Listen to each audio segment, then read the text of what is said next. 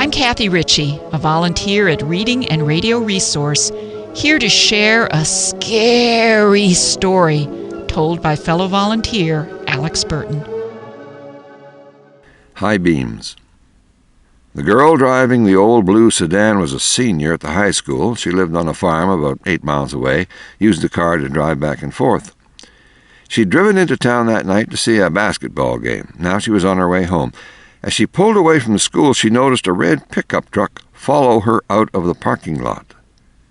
A few minutes later, the truck was still behind her. I guess we're going in the same direction, she thought. She began to watch the truck in her mirror. When she changed her speed, the driver of the truck changed his speed.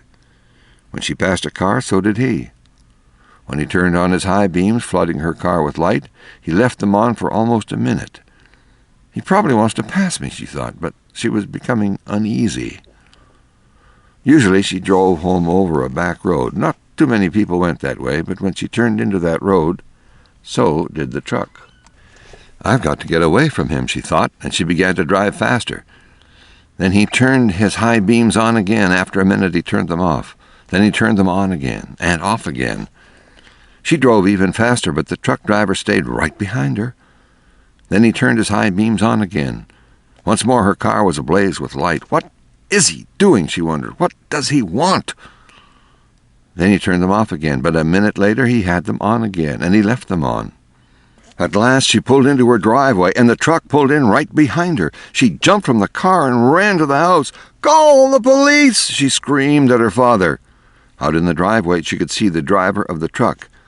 He had a gun in his hand.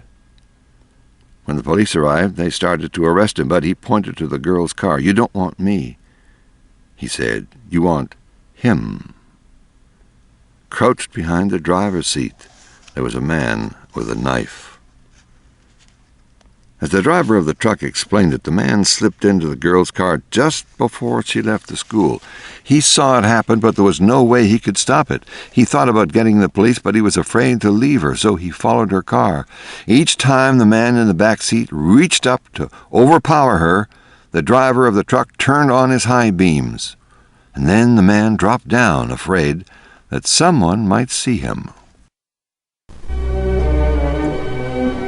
If you enjoyed the story, pass it along to your friends. Reading and Radio Resource is a non-profit organization providing audiobooks and radio programming for the blind and reading impaired throughout the U.S. Check out our website at readingresource.org or join us on Facebook.